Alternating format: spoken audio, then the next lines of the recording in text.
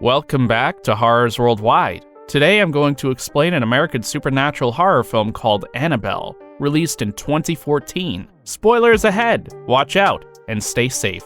The film starts with the same opening scene of The Conjuring, in which two young women and a young man are telling Ed and Lorraine Warren about their experience with a doll that they believe to be haunted by a girl named Annabelle Higgins. Now the film goes 1 year back to 1970. John Form and Mia Gordon are expecting their first child. At church, the couple talks to their neighbors, the Higgins, over baby names. Then the Higgins drops a couple near their house, and from there, John and Mia walk to their house. While walking home, Mia tells John that they should not talk more about the baby in front of Higgins, since Higgins lost their daughter many years ago. That night, John is preparing for his medical school and Mia is watching some violent stuff on television, which John reminds her is not good for the baby inside her. She then approaches John and asks him how he feels about the baby. John is nervous and he is not completely ready for the baby, so he comments on that to Mia. She is upset by his attitude toward the pregnancy, but he apologizes to her and gives her a doll that she has been trying to find for ages. Mia loves it and puts it with the rest of her dolls. At night, there appears to be a murder happening in the house next door at the Higgins home. It wakes Mia up. She tells John and he goes over to investigate. He runs out of the neighbor's house covered in blood. Mia is scared seeing that, but John tells her it is not his blood and asks Mia to call 911. She does that and is about to head back outside when she hears a lady telling her she likes Mia's dolls. Mia stands back frightened when she hears the lady, and a man covered in blood appears from behind Mia in the closet, stabbing her in the stomach. John runs in and fights the man while a woman is also there trying to attack the couple. Police arrive and shoot the man dead while the woman kills herself in another room. She left a bloody symbol drawn on the wall while holding Mia's new doll. A drop of her blood falls on the doll's face and sinks into its eye. Mia is taken to the hospital for treatment because of the stabbing she took. A news report has shown that the assailants were Annabelle Higgins and her boyfriend. They murdered her parents and are said to have been part of a demonic cult. The doctors say that Mia's baby is fine, but there was damage to her cervix. She is ordered to stay bedridden for the remainder of her pregnancy. Mia and John arrive back at their home and start preparing for the delivery day as the doctor instructed. John arranges everything for Mia so that she feels comfortable and happy. Mia is a bit scared of the stabbing she took in her stomach. Even though the doctor said the stabbing caused no harm to the baby or Mia, she is worried about her cervix damage. Mia even tells John to save the baby over her if something bad happens during the delivery, to which John agrees and promises her that he will do what she wants him to do. That night, Mia and John hear a sewing machine whirring sound from the living room, and John with a baseball bat goes to the living room, but finds nothing other than the running sewing machine. He then switches off the machine, and on his way back to the bedroom, he notices the doll he presented Mia on the floor. John takes that up and puts it on a chair. The chair rocks back and forth as he leaves the room after closing the door. The next day, Mia is sewing and watching TV. She hears the sound of the chair rocking. She walks to the room where the chair is kept and the rocking stops suddenly. After looking at the doll in the chair for a moment, she closes the door and walks away. Later, John brings her some pickles and snacks to satisfy her pregnancy cravings and informs her about his 2-day study trip, which he is planning for the upcoming week. Since Mia knows the importance of that trip, she is okay with that and tells him that she will be fine. She then asks John to throw the doll away since it is creepy and involved with the mysterious happenings. Later that night, John is about to make Mia some Jiffy Pop popcorn until she falls asleep. John then switches off the stove and leaves the popcorn on the stove itself. The following morning, John dumps the doll in a bin outside and leaves for work. Mia is sewing as always, and the stove turns on by itself and heats up the Jiffy Pop. Mia cuts her finger on the sewing machine and tends to it, not aware when the Jiffy Pop catches fire. She smells the smoke and sees the fire. She tries to run out of the house but is dragged by an unseen force, and she falls on her stomach. A group of men run into the house and pull her out.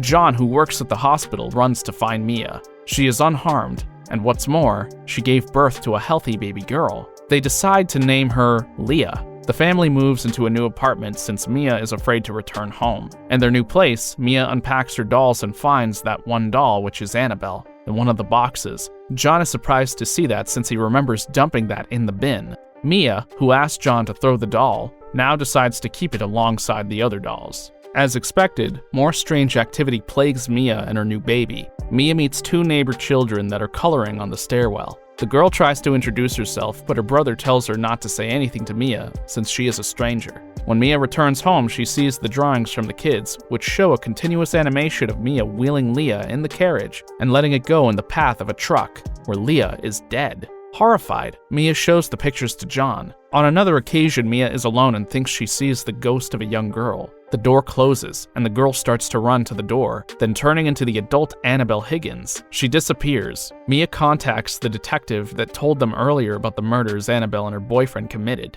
He informs her of their history in the cult, called the Disciples of the Ram, that seeks to summon a demon by claiming a soul. This also explains the symbol that Mia keeps seeing. Mia goes to a bookstore run by a woman named Evelyn and gets a book called The Devil's Welcome. From that, Mia determines that the presence that is haunting her wants a soul. The couple contacts their church priest, Father Perez, and he takes Annabelle doll with him to church. The ghost of Annabelle is nearby, along with a demonic-looking creature. Perez enters the church but is blown back by a powerful force and is thrown on his back. He is hurt badly, and the ghost snatches the doll. John treats Perez at the hospital while Mia meets with Evelyn. Evelyn tells Mia that she had a daughter named Ruby that was around Mia's age when she died. Ruby died in a car accident caused by Evelyn. She was so distraught and guilt-ridden that she attempted suicide by cutting her wrists. However, she claims to have heard Ruby's voice telling her that it wasn't her time. Back in the hospital, Perez warns John that it was indeed Annabelle's spirit that caused his injuries, and that she will take a soul that night.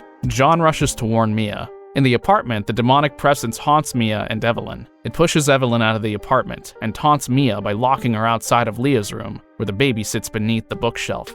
Heavy books fall around her while Mia screams for her baby. Annabelle doll falls down and stares at Mia. Mia breaks the doorknob and runs in to grab Leah. Then the doll appears to stand up on its own. It then seems to float in midair, but it is really being controlled by the demon. All around the room, her soul is written in red crayons. Mia grabs the doll and bashes it against Leah's crib and throws it on the floor. The doll then appears to turn into Leah, bloodied and dead. Mia runs over to her and cries, thinking she has killed her baby. It then turns into one of Mia's giggling dolls. She screams and asks what the demon wants instead. On the window reads, "Your soul," and the window opens. John runs home as Evelyn is trying to open the door. They both break it open to find Mia ready to jump out the window with Annabelle in her hands. John pulls Mia back in before she jumps, saying there must be another way. Evelyn grabs Annabelle and decides to make the sacrifice, knowing this is the way she can atone for Ruby's death. She plunges out of the window and hits the pavement. Leah is then heard in her crib, safe and sound. John and Mia mourn Evelyn, but embrace their daughter. 6 months later, the Gordons have moved on and have not seen Annabelle since then. Elsewhere, the mother of one of the girls in the opening of the film comes into a store looking for a present for her daughter. She then spots a doll that is said to be a rare collector's item. That is when she purchases the doll. After a text from Lorraine Warren that says, "Evil is real, and while we can contain it, we can never get rid of it," the doll is seen kept inside a glass box in Ed and Lorraine Warren's little museum. This movie is obviously inspired by the real Annabelle doll, kept in the Warrens Occult Museum in Connecticut. Do you believe that she is really haunted? Let us know in the comments. For more horror film recaps, be sure to subscribe, watch our other videos, and click the bell icon to be notified of the next videos. See you in your nightmares.